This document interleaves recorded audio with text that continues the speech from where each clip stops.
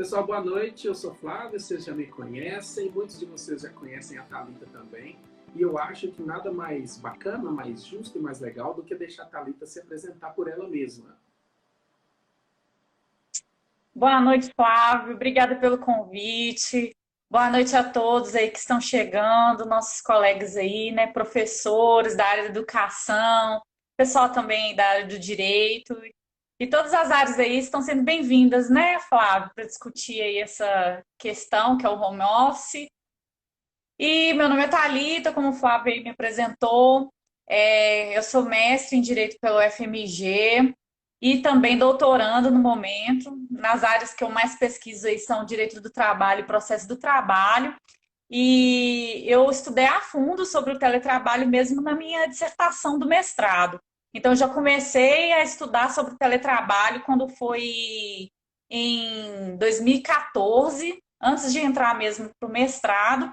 E aí, meu projeto foi aceito, então, desde 2014 eu já começava a ler sobre a doutrina nacional e internacional. E eu vi que tinha grande deficiência com relação à doutrina nacional de estudos, né, sobre o teletrabalho.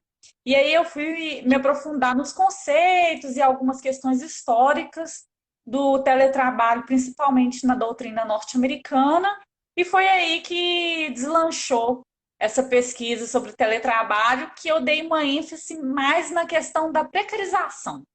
A situação do teletrabalho, dizer o que era o teletrabalho e caracterizar o teletrabalho já era algo que já se tinha na doutrina brasileira e na internacional. Mas eu quis aprofundar mais a questão da precarização, do que atinge a saúde do trabalhador e quais seriam as consequências físicas e também as consequências de ordem mental para a saúde do trabalhador. Entendi. E dentro das coisas relacionadas à sua pesquisa, no seu doutorado, você está em que ponto nesse momento? Agora, o doutorado, eu não me desliguei totalmente das tecnologias, eu quis continuar estudando as tecnologias, mas agora mais entrando para a inteligência artificial. E como que a inteligência artificial ela pode aí solucionar as questões de jurídicas no meio do trabalho, né, do direito do trabalho, e como ela está atuando agora, a gente também vê em tempos de pandemia, né? As audiências vão ser ao vivo, online, por videoconferência, as conciliações e as mediações, no meu caso, trabalhando como políticas públicas para administração da Justiça do Trabalho, eu vou falar como que vai entrar a inteligência artificial para resolver essas questões de mediação e conciliação com o uso de novas tecnologias. Entendi. Embora você esteja citando coisas relacionadas à parte tecnológica, sob um viés aí, positivo, a gente tem vivido uma situação em que muitas pessoas têm visto a questão tecnológica com uma perspectiva negativa. Um pouco mais para frente, durante essa live, a gente conversa um pouco sobre isso, tá bom? Thalita, eu queria agora que você já falou um pouco sobre você, que a gente começasse a discussão tratando de alguns conceitos relacionados às coisas mais elementares dessa nossa conversa, que são conceitos relacionados à diferença entre trabalho e teletrabalho. O que caracteriza um, o que caracteriza o outro e por que esse nome teletrabalho? Então, teletrabalho não deixa de ser um trabalho. Na verdade, o teletrabalho ele surgiu com um conceito que um físico, que era assessor do diretor da NASA em 1970, ele começou a fazer pesquisas com relação ao trabalho que pudesse ser exercido à distância. Ele começou a reparar que o tempo que ele gastava para ir do trabalho dele até o escritório central, a sede da empresa, ele pegava muito trânsito, ele vê as questões de poluição, então ele foi vendo as questões tanto de gasto de tempo de deslocamento, como questões ambientais, elas influenciavam muito na própria produtividade dele, no modo dele exercer o trabalho, e aí ele pensou, por que não levar o trabalho até o trabalhador do que o trabalhador se deslocar ao trabalho? Entendi. Na verdade, não era logo uma coisa nova que ele estava criando, mas ele foi definir, né, conceituar o teletrabalho, porque assim não existia um conceito, vamos dizer que teletrabalho é isso. E esse americano é o Jack Niles, e ele tem um livro sobre teletrabalho que ele definiu teleserviço e teletrabalho com algumas diferenciações, mas colocando assim em palavras mais simples, ele vai dizer que o teletrabalho é aquele trabalho que você pode levar o trabalho ao trabalhador com o uso de tecnologias de informação e comunicação e que você está em um local que é separado do escritório central ou da sede da empresa. Em palavras mais simples, é dizer que o trabalho ele é exercido fora da sede da empresa e sempre com a utilização de tecnologias. Entendi. Então, nesse sentido, esse momento que a gente está vivendo, com toda essa descentralização dos espaços de trabalho, na medida em que o trabalhador leva serviço para casa e esse serviço continua sendo feito, mediado por algum tipo de tecnologia, isso é teletrabalho. Isso. Então, para ficar mais claro para as pessoas que estão assistindo aí, a gente, Franciele entrando, várias pessoas aí conhecidas. É muito importante você saber que tem três características para o teletrabalho. Então, você não pode dizer que o teletrabalho é só home office, é só o trabalho em casa. O teletrabalho, para ele se configurar como teletrabalho pela doutrina majoritária, claro, ele precisa de três características.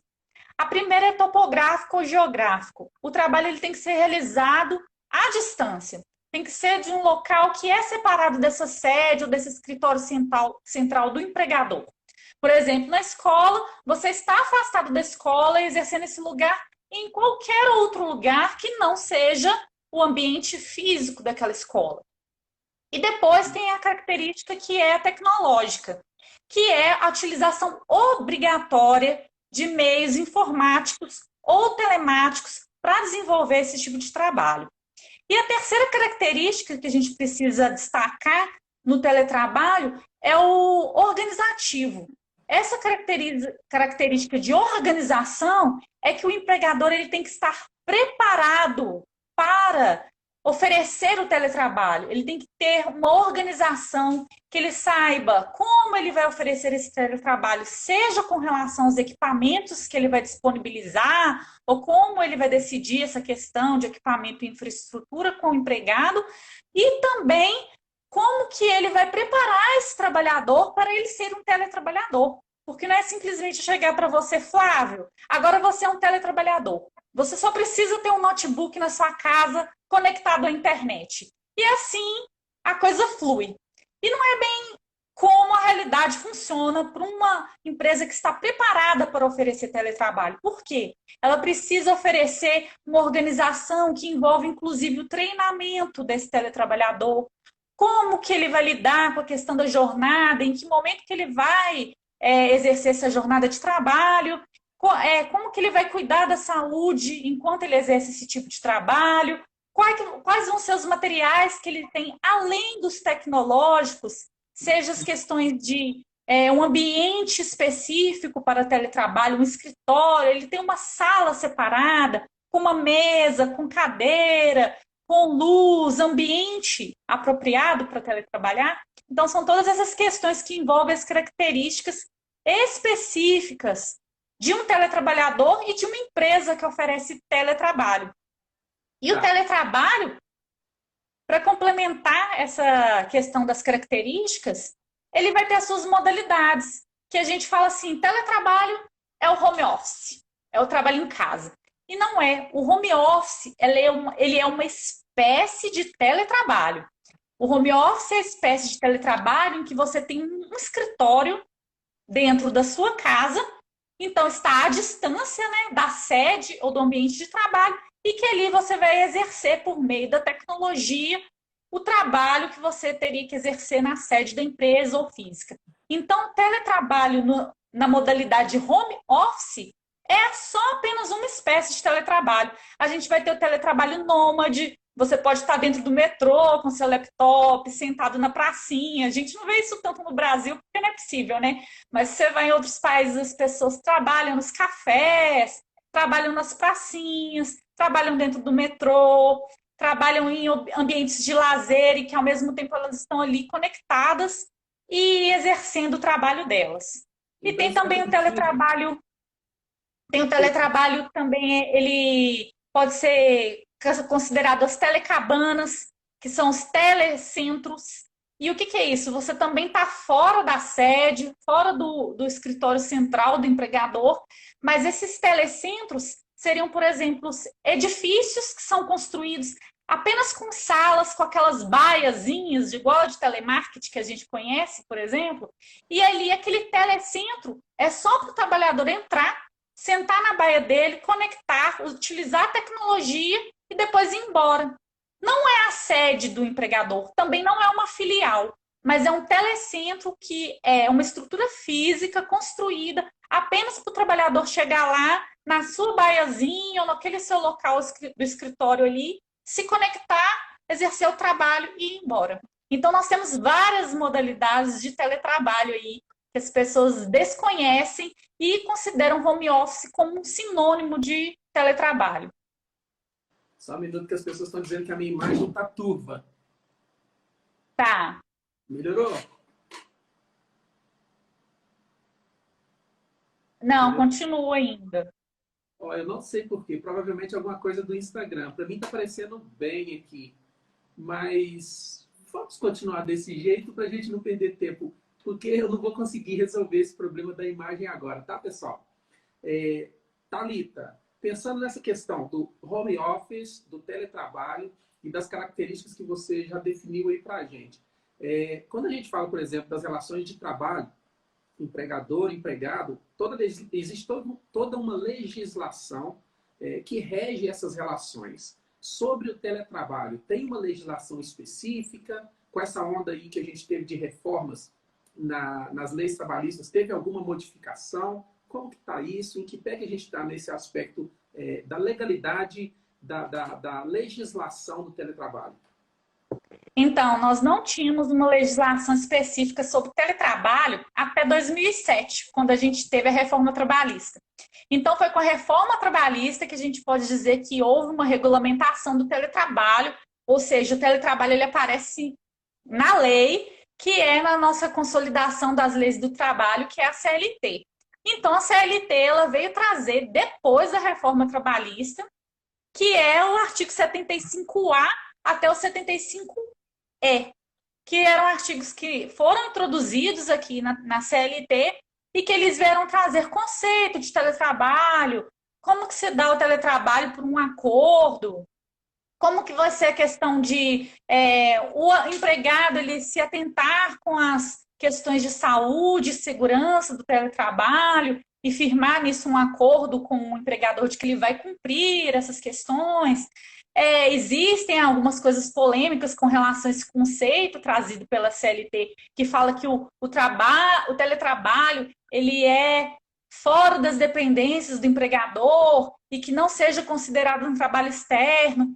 E a situação mais polêmica, que com a reforma trabalhista também foi alterada na CLT, é o artigo 62, que introduziu o inciso 3º, que diz que o teletrabalho ele não é considerado ali para fins de aplicação do capítulo de jornada. Então, quando fala que o teletrabalho a ele não será aplicado o artigo, né? E aí, todos os artigos que falam no capítulo de jornada, isso significa que a gente não pode dizer que existe hora extra para o teletrabalhador. E fica polêmica que agora a gente vai ver na prática, a gente já conseguia ver na prática, teletrabalhavam desde sempre, vamos assim dizer, né? Porque a gente tem, por exemplo, os analistas dos tribunais, eles já trabalhavam no regime de teletrabalho e com a reforma trabalhista deixou bem claro tanto os artigos da regulamentação quanto esse artigo dizendo que não se aplica o capítulo de jornada para o teletrabalho. Ou seja, só aí já entra um grande problema para ser resolvido e agora com peso ainda maior, porque grande parte das pessoas que trabalhavam em escritórios, nas próprias escolas, em lugares que seriam as sedes desses empregadores, agora eles estão deslocados desse local de trabalho, prestando serviço em casa, não é isso? Exatamente. E é o que eu coloquei na minha dissertação e que é o que eu não concordo com essa parte da legislação, que seria a situação de dizer que você não pode captar, medir essa jornada. Por quê? Até mesmo os professores, vamos dar um exemplo dos professores, igual a Jaqueline está dizendo, estão trabalhando dobrado. É impossível você dizer que você não pode medir aí a jornada de um professor. O professor ele vai logar no Zoom, nos aplicativos que a gente tem aí de teleconferência hoje, vai dar uma aula que a gente sabe certinho a hora que ele conectou, a hora que ele desconectou, o tempo que ele gastou ali para desenvolver aquele trabalho. E é claro, né, o professor não é só dar a aula pela videoconferência, ele tem que preparar aquela aula, ele tem que estudar o assunto, ele tem que corrigir provas, ele tem que elaborar provas, ele tem que elaborar trabalhos. E nisso tudo, ele vai fazer esse trabalho, ele vai realizar essa tarefa dentro do ambiente domiciliar, que ele vai ter que dividir o tempo dele com a família, com o cuidado com os filhos, com o cuidado dos idosos, com outras tarefas que ele tem que desenvolver ali dentro do ambiente familiar. E aí, como separar todos esses momentos? Esse é o momento que eu tenho que preparar o almoço, que eu tenho que ensinar para os meus filhos o dever de casa, e que eu tenho que preparar a janta, e que eu tenho que dar uma faxina na casa, e que esse momento X é o que eu vou dar aula. E nisso fica aquela mistura, porque no teletrabalho, como a gente diz, né, principalmente o trabalho da mulher, a mulher vai ter aquela mistura de tarefas que ela tem de cuidado com os filhos, com a casa e com o trabalho. E como separar esses tempos de maneira exata? Não, é quase impossível. E fica aquela situação também de um trabalho dobrado, porque as pessoas elas têm que se adaptar a essa tecnologia. Não é algo que elas fazem naturalmente, que é chegar no trabalho, realizar a tarefa que ela tem para fazer e voltar para casa.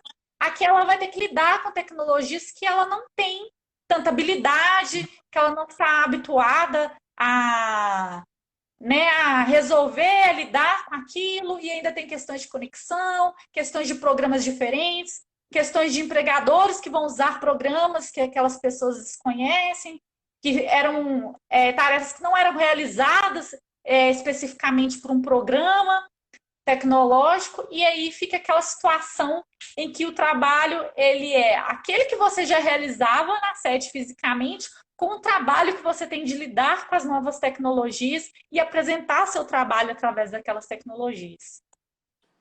Eu sou vice-diretor de uma escola em Contagem e faço mestrado na UFMG na área de educação tecnológica. Então, grande parte das coisas que eu vivo enquanto profissional e enquanto estudante são coisas que também você vive, que você também dá aula, você também é professora e você também é estudante. E grande parte dos assuntos que você estudou relacionados à parte da tecnologia são base comum para mim também. E a gente costuma dizer que a tecnologia não é boa e nem má, a tecnologia é neutra. O uso que a gente faz da tecnologia que pode ser boa ou ruim.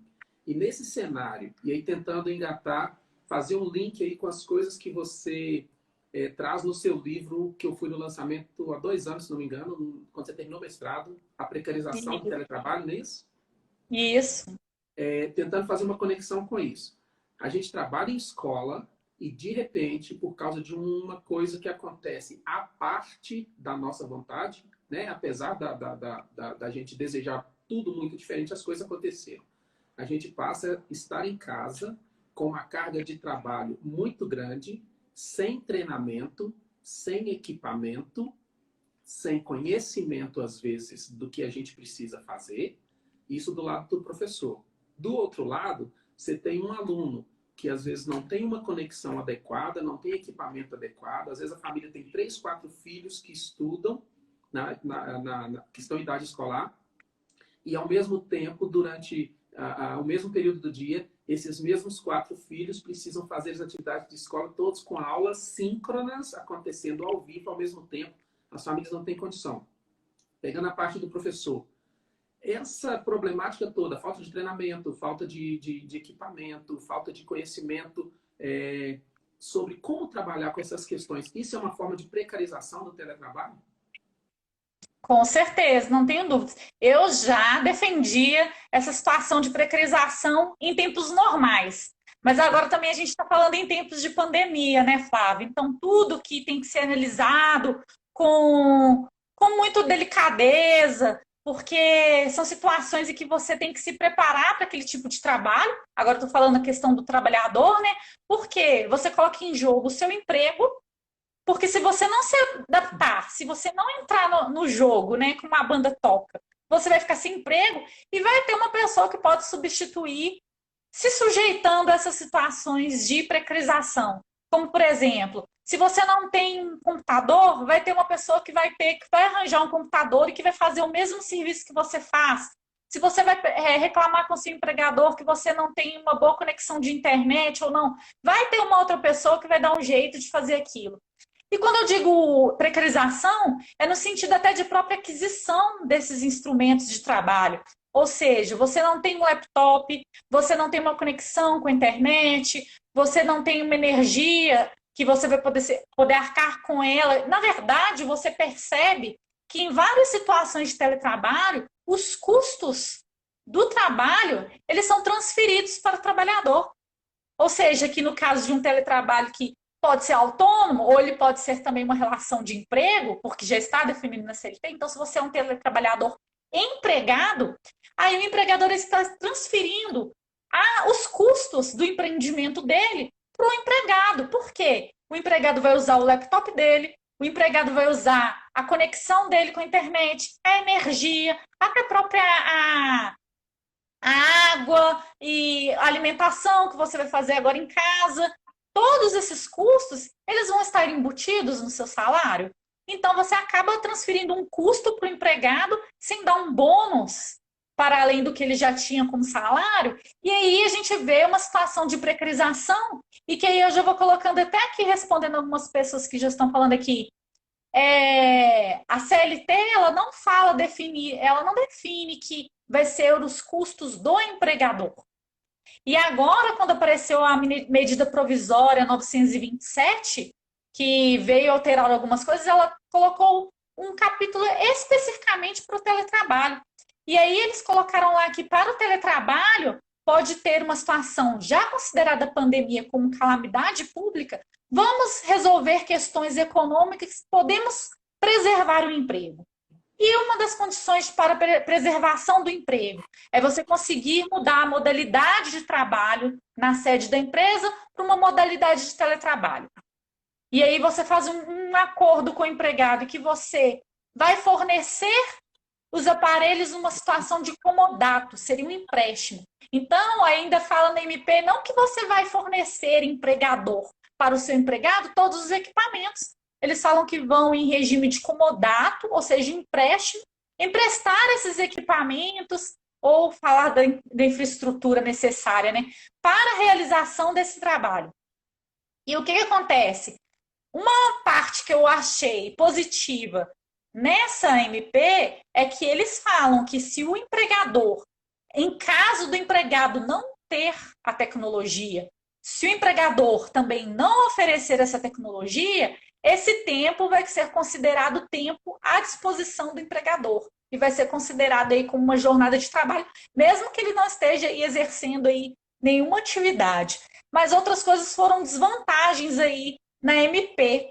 Uma delas é dizer que você não precisa ir comprovar por meios de aplicativos, outras formas aí tecnológicas, conseguiria comprovar aí a realização do trabalho. O que eu já acho errado desde sempre, acho que foi uma parte infeliz da MP ter dito isso aí, porque sim, com relação a aplicativos, todos os tipos de tecnologia que você consegue fazer o login e o logout, ou seja, a entrada e a saída naquele aplicativo, se você conseguir comprovar ali, e aí vai ser analisado, né? Caso a caso de cada trabalhador. Se você consegue comprovar que você exerceu o trabalho com metas que foram extremamente exaustivas e além das suas capacidades, foi um trabalho que ele foi realizado muito além da jornada, que é a jornada que nós temos aí de 8 horas e 44 semanais de CLT, então aí seria um caso de inconstitucionalidade aí que a gente pode alegar,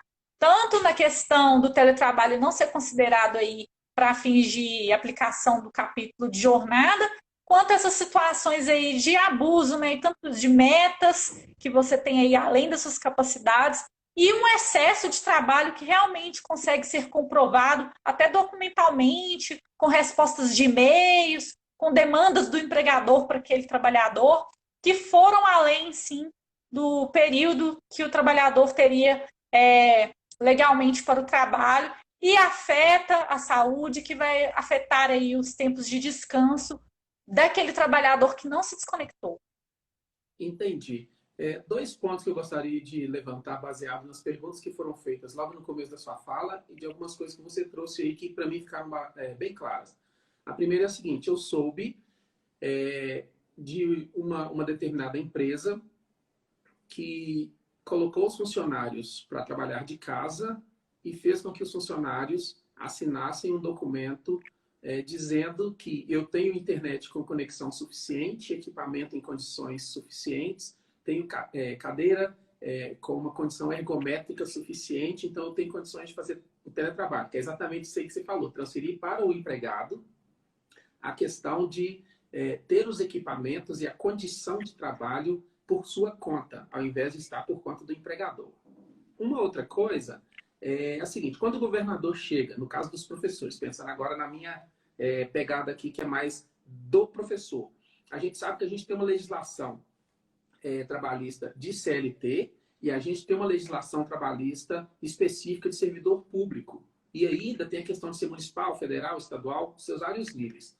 Quando o governador determina que os professores do estado, por exemplo, façam teletrabalho e lançam um programa para que as pessoas continuem dando aula, continuem trabalhando, sem que as pessoas tenham tido esse treinamento de conhecer plataformas, esse treinamento de como dar aulas através dessa plataforma, ou mesmo sem saber qual que é a situação de tecnologia que a pessoa tem disponível para fazer esse trabalho, isso é uma forma de precarizar o trabalho do professor também. E, em certa medida, no viés da CLT, essa proposta seria um absurdo, porque ele está colocando para a pessoa exatamente aquilo que é contrário ao que você disse. Quando nenhuma das partes tem a condição de oferecer a condição de trabalho, fica parecendo que fica na situação de que o trabalho está como jornada cumprida, não é isso? Então, a gente tem que analisar várias situações aí. A situação atual é uma situação de emergência, porque se não houvesse a pandemia, os professores eles não estariam teletrabalhando, correto? Então, chega numa situação de emergência em que, por exemplo, o governo ele não vai ter tempo, por exemplo, para dar um treinamento para esses professores. Não foi possível, foi uma situação emergencial, uma situação que ele teve que lidar com isso, o governo teve que achar uma solução que fosse rápida, que fosse tentasse que ela fosse eficiente. Eu não creio que seja uma desculpa, porque concomitante a isso poderia sim ter reuniões, ter diálogos, ter treinamentos concomitantes já com esse trabalho que já teria que ter dado início no momento que eles estipularam isso. Aí vem a situação, os professores têm que achar mais o tempo para conseguir fazer esse treinamento. Então, ele já está trabalhando dobrado, ele já tem que conciliar as tarefas dele de casa com as tarefas do trabalho e conseguir esse tempo para fazer esse treinamento. Que eu acho que seria correto do governo fazer um treinamento concomitante com esse trabalho que já é desenvolvido no momento. Outra questão, a questão que a gente fala de transferência também dos custos. Em situações normais, é claro que se já existisse o teletrabalho sendo realizado pelos professores, eu diria que o empregador ele teria que fornecer todo o equipamento adequado para aquele professor teletrabalhar após o treinamento dado. Como os analistas dos TRTs, eles recebem esse treinamento, eles inclusive recebem visitas de fisioterapeuta, de pessoas da área da saúde para saber da condição mental deles, da condição da situação da ergonomia, porque a gente fala não só de uma ergonomia de ter os aparelhos necessários, os instrumentos para realizar o trabalho, mas a ergonomia preventiva também, de como que você tem que se preparar para esse tipo de trabalho no seu ambiente. E aí a gente fala, é uma situação emergencial. nós estamos numa situação de pandemia.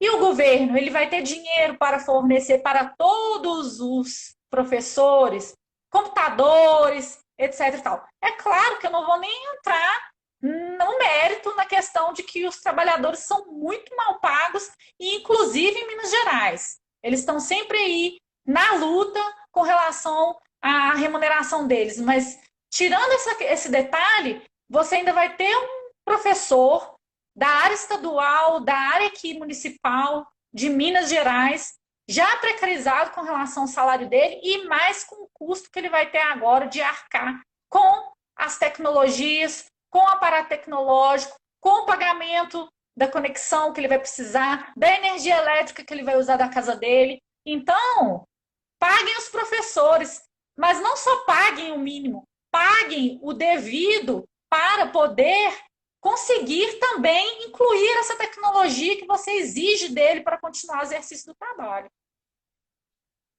Você falou uma coisa aí que eu achei fundamental e que talvez já seja uma pegada interessante para a gente conversar um pouco a respeito, que tem a ver com aspectos sociais e humanos das relações de trabalho.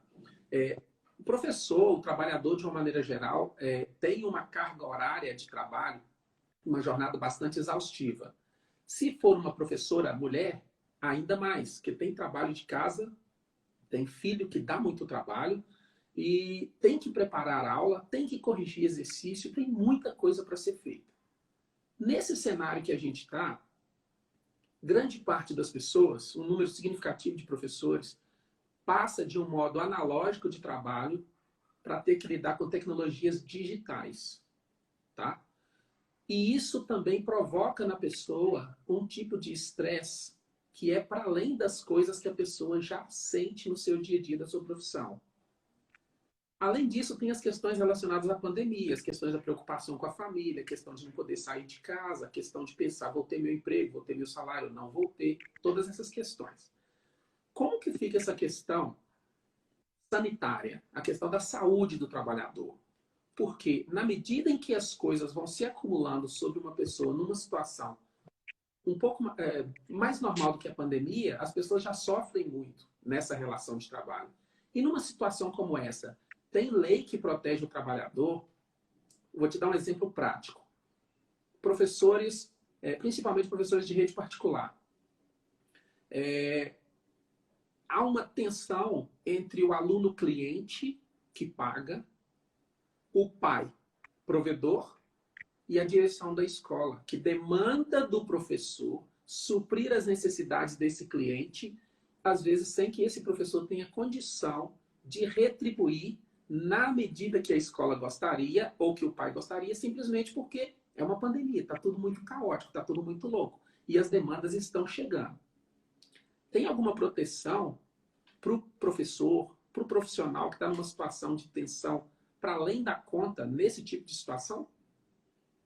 Claro, a gente já pode falar pela CLT, principalmente, e também com relação à nossa Constituição. A proteção à saúde do trabalhador, ela é constitucionalmente aí, o trabalhador e o teletrabalhador, ele é constitucionalmente protegido, ele também é protegido pela CLT. Nós temos as NRs, que são as normas regulamentares, e que as normas regulamentares, como por exemplo a NR 17, que é a que vai falar da ergonomia, ela envolve toda essa questão de ambiente, se o ambiente está adequado para o trabalho, se você tem a cadeira adequada, a mesa, a posição que você fica na mesa, se é olho na tela, olho no teclado, todas essas medidas aí de saúde do trabalhador, ele tem toda essa proteção. Mas a gente sempre tem que pensar nas condições de teletrabalho numa situação normal e condições de teletrabalho numa situação de pandemia. Porque nessa situação de pandemia, as pessoas também estão emocionalmente mais fragilizadas, e numa situação que você disse especificamente, de um colégio particular. O colégio particular vai enfrentar as situações dele enquanto lá empresa, empregador, porque ele não vai conseguir aumentar a mensalidade daquele aluno. Ele está numa situação crítica. O aluno também, os pais, eles vão querer cobrar um serviço, mas eles também não podem pagar mais. por um serviço de teletrabalho que vai ser mais oneroso, vamos assim dizer. E o empregado, ele vai precisar exercer aquele mesmo trabalho com a mesma eficiência, no mesmo tempo, com todas essas exigências, né, do cliente, aluno e os pais e da empresa, e ele não vai ter mais aparato tecnológico que não seja dele próprio, ou se vai ser fornecido para essa escola particular ou não. Então, vão aí muitos gastos adicionais para uma situação emergencial em que se aplica o teletrabalho. E as escolas particulares, elas estão nessa situação também emergencial. Queremos manter as aulas para que os nossos alunos eles não sejam prejudicados, eles não percam o semestre ou eles não percam o ano, e ao mesmo tempo essas escolas particulares também, elas não vão conseguir, né? Às vezes elas não têm a saúde financeira para atender todo esse aparato tecnológico, toda essa demanda que existe para os empregados estarem bem aparelhados para exercer o trabalho. E aí vem as consequências de ordem física para aquele trabalhador, para aquele empregado que ele não tem todo esse aparato, né, seja de ergonomia ou tecnológico, e as questões de ordem mental mesmo, porque ele vai ser assediado, vai existir o assédio moral também. A gente tem aqui já julgados de TRT da 18ª região que já fala do conceito de teleassédio moral, porque você vai se sentir pressionado ali por aquela instituição de ensino particular, por exemplo, de conseguir manter ali a sua qualidade no ensino com seus alunos, e também a questão de saúde mental daquele empregado, que ele vai sim ter situações de ansiedade, situações que ele está isolado e que ele vai ter, às vezes, aumento de peso ou diminuição de peso, características específicas de depressão, e aí situações dessas que vão desencadeando depressões, ansiedades, medos, angústias, vão chegando a situações até extremas, que é de pensamento suicídio e até o caroche mesmo, né, que é a síndrome de Burnout, que seria o esgotamento por exaustão ali daquele trabalhador. E que nós temos que ficar muito atentos e sabermos os nossos limites e tentar lidar com essas situações de pressão, sempre tentando entrar num diálogo com esse nosso empregador. Para todas essas situações específicas, a gente tem que brigar, lutar por esse diálogo, porque o empregador ele tem que entender também que o empregado dele ele tem que estar em boas condições físicas e mentais para desenvolver o trabalho dele, e que um empregado doente, um professor doente, não vai ser um bom trabalhador. E não ter, é claro, por óbvio, essa mentalidade de que se eu tenho um empregado doente, ele é substituível, e aí vamos achar um outro empregado para substituí-lo e adoecer o próximo empregado, né? Que for o que for substituir aquele professor. Então, assim, não é a questão de troca de seres humanos para ir adoecendo todos eles, mas sim uma questão que deve ter também a mentalidade por parte da empresa de que a empresa também é responsável, ela tem que ter cuidado com o trabalhador dela, cuidado por ele e cuidar da saúde física e mental dele como um todo. E nisso, a gente pode dizer aí que existe um programa do governo para isso também, que foi uma das perguntas que já fizeram, né? Existe alguma situação aí de programa nacional para isso? Não existe. O que a gente pode ter aí também é o apoio dos colegas da área da fisioterapia, da área da psicologia, principalmente, da área da psiquiatria, que podem acompanhar esses trabalhadores e saber como eles estão reagindo a essas situações de pressão e como os trabalhadores têm que se policiar para saber lidar com essas angústias, com esses medos, com essas situações que podem desencadear aí a depressão, porque é uma situação que a gente já está emocionalmente fragilizado, e se fragilizar mais por conta das condições de trabalho, é uma situação de trabalho, e no caso teletrabalho, extremamente precarizante. Verdade. Já pegando essa questão da saúde mental e das preocupações que as pessoas têm a partir dessa relação de trabalho que está sendo reconfigurada em tempos de pandemia, eu queria que você falasse um pouquinho a respeito de um assunto que uns 2 anos atrás ele entrou na linha de discussão, depois sumiu e agora eu acho que é relevante trazer isso de novo, que é o seguinte, o assédio ao professor, mas o assédio virtual.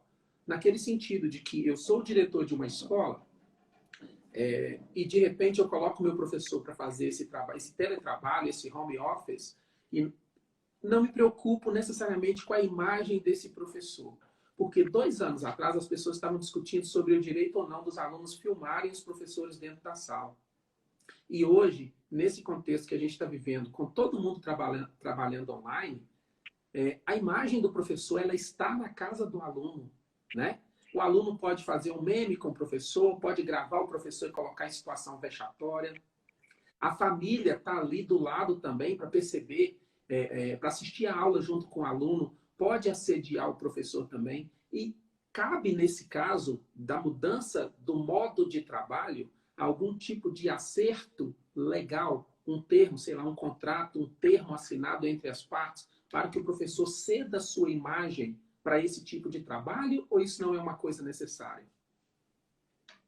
Na verdade, isso pode, com certeza, estar estipulado em contrato, mas não existe dúvidas, Flávio, de que o professor ele também está constitucionalmente protegido com relação à imagem, vida privada, intimidade. E isso não é porque é uma situação de teletrabalho que você vai, por exemplo, descumprir um preceito constitucional. Então, no caso de ausência, inclusive de qualquer cláusula contratual que não esteja abordando nenhuma situação de imagem, de vida privada, de intimidade daquele professor, ou de qualquer outra situação de dano moral que venha a ser, né, caracterizado, é uma situação que não resta dúvidas. Você pode, o professor ele vai poder entrar em juízo e vai poder pleitear aí qualquer dano com relação à imagem dele, com relação à intimidade, vida privada, qualquer situação que exponha o professor, não com aquela imagem dele que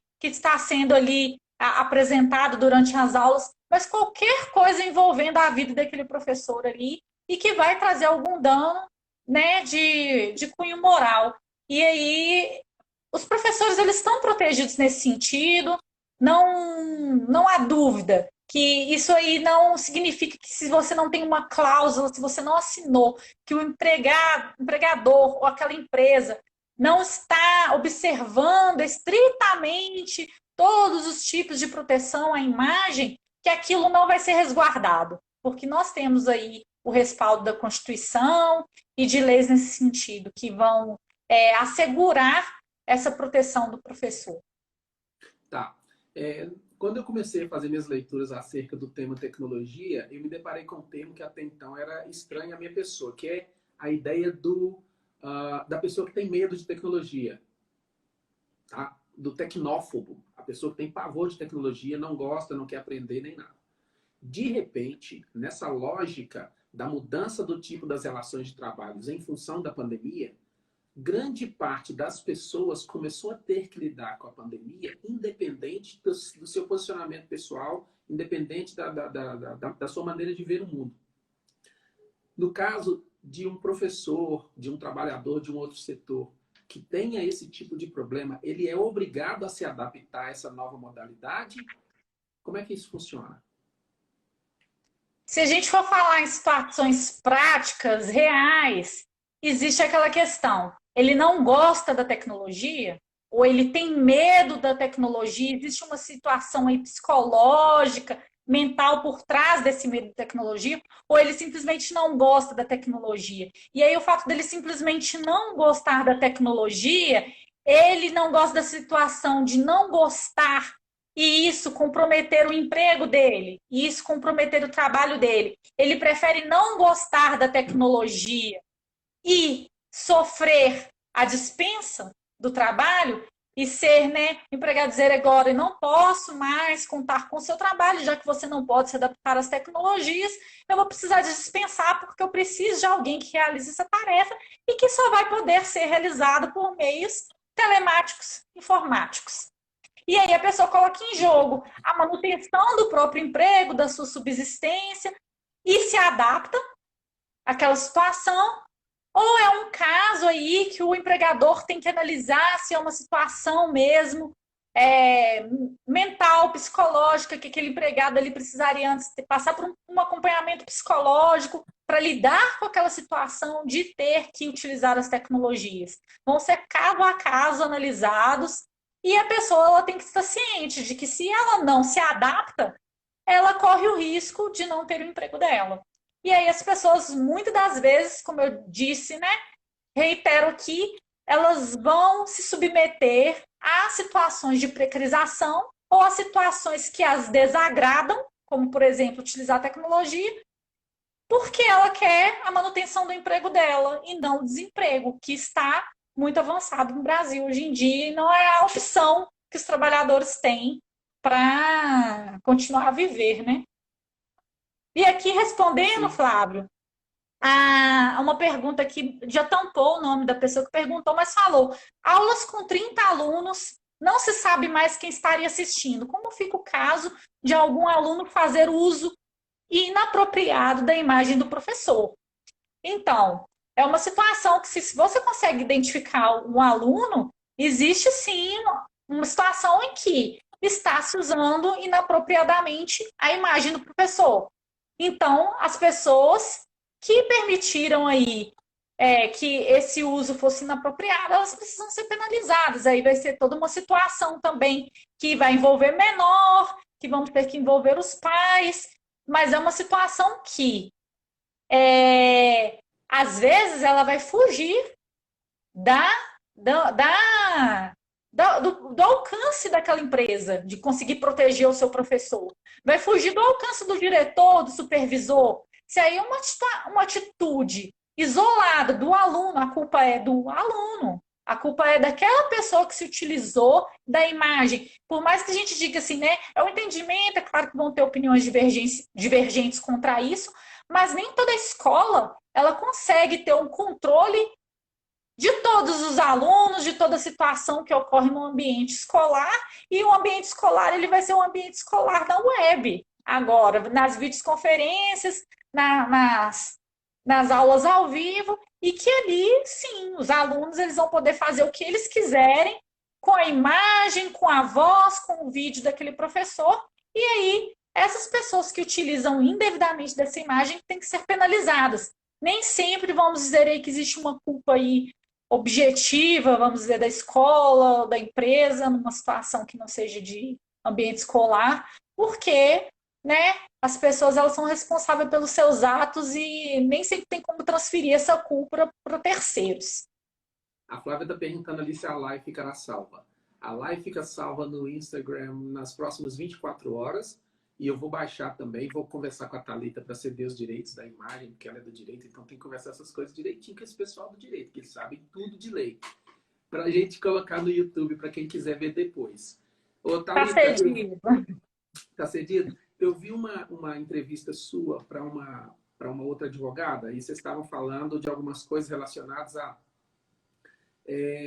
impactos da reforma trabalhista no teletrabalho. Você já falou algumas coisas a respeito disso. Mas tem uma pergunta aqui que eu acho que é bem interessante de ser respondida, que é o seguinte: relacionada à sua visão de estar trabalhando com teletrabalho num período anterior à pandemia, quando muita gente nem sabia que fazia teletrabalho, esse é fato, você já trabalha com isso no momento anterior à pandemia. E de repente chega a pandemia e o seu objeto de estudo talvez seja a coisa mais comentada, ou entre as coisas mais comentadas desse momento.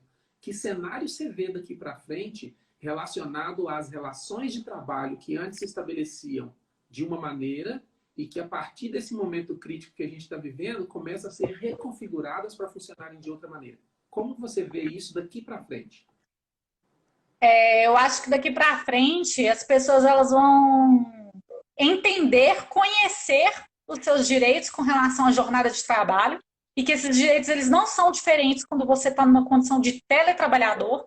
As pessoas que elas não sabiam que elas teletrabalhavam, elas sabiam que elas faziam uma jornada exaustiva porque elas trabalhavam no ambiente físico do empregador e depois elas iam para casa e continuavam numa modalidade de teletrabalho e disso elas não sabiam. Elas vão conhecer agora que nós temos o direito à desconexão, que foi o que surgiu aí bem colocado na prática na reforma trabalhista da França, que é o direito de se desconectar do trabalho, e que isso aí virou uma discussão que gerou a proibição de acessar e-mails depois das 18 horas até as 9 horas da manhã do dia seguinte. Então, as pessoas elas vão saber que existe um tempo de jornada de trabalho. Nós vamos ter aí, eu creio, né, que com essa experiência vai ter uma mudança, sim. Espero que positiva, com relação ao reconhecimento de que é possível aí mensurar a jornada de um teletrabalhador. E aí a gente pensa aí na revogação aí do inciso 3º do artigo 62 da CLT, que não considera aí o capítulo de jornada da CLT como aplicação para o teletrabalho. Essa modificação aí vai ser muito importante para a nossa legislação de teletrabalho, para a nossa regulamentação, entender que o empregador ele tem que continuar aí com os riscos do empreendimento e fornecer esses instrumentos e a infraestrutura para a realização do teletrabalho, e as pessoas elas vão saber os limites também do teletrabalho, porque às vezes não é só um teletrabalho exaustivo, imposto pelo empregador, é também aquela pessoa, né, o workaholic, a que ama trabalhar exaustivamente, então as pessoas vão ter que se impor limites, porque às vezes as próprias pessoas, elas não se impõem limite para o próprio trabalho que elas têm que exercer, desenvolver, e saber que existe o direito ao lazer, o direito à desconexão, utilizar dos momentos de lazer e descanso, de descanso com a família, de descanso com as pessoas que ela ama, e saber que esse período de descanso é um período para ela ir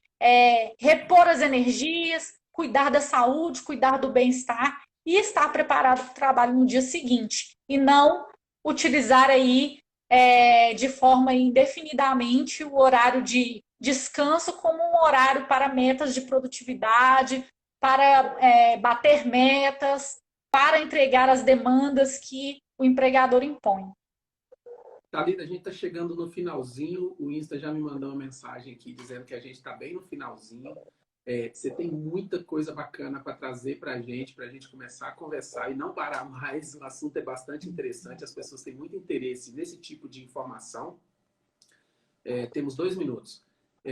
Eu vou colocar os seus contatos na hora que eu for postar alguma coisa relacionada a isso no Instagram. Eu vou colocar seus contatos também na hora que for colocar no YouTube.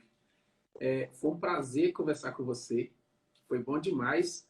A Thalita não falou, pessoal, mas ela está no doutorado sanduíche da UFMG com Harvard. A menina é fera e está trabalhando essas questões. Quando você vê essa questão do teletrabalho tão aplicado num momento como esse que a gente está vendendo, não dá vontade de recomeçar o doutorado e mudar o tema da pesquisa, não? Não, sabe por quê? Eu acho que é uma situação em que as pessoas vão vivenciar momentos novos, que elas vão aproveitar uma pesquisa que a gente já fez e dar continuidade. Eu vou fazer uma pesquisa nova com relação à inteligência artificial e eu espero que o meu trabalho ele seja aí um empurrãozinho para que novos pesquisadores possam surgir para dar continuidade a isso que a gente já começou, falando de teletrabalho e os impactos na saúde física e mental, e as pessoas vão ter experiências assim numerosas com a pandemia e vão poder tratar disso com mais detalhes, com mais delicadeza, com mais amor e com mais afinco. E aí a gente continua nessa luta e também dando dicas, informações e bibliografias para quem quiser dar andamento aí a essa pesquisa. Depois você me passa pelo WhatsApp alguma bibliografia indicada, mesmo para leigos, para pessoas que não são advogados, para que as pessoas saibam mais sobre esse tema e possam se informar para estarem mais preparados sobre aquilo que está por vir. Porque eu acho que essa área que você escolheu para a sua pesquisa é uma das coisas mais interessantes, ainda mais interessantes a partir de agora. Muito obrigado, Thalita. Boa noite. Eu que agradeço,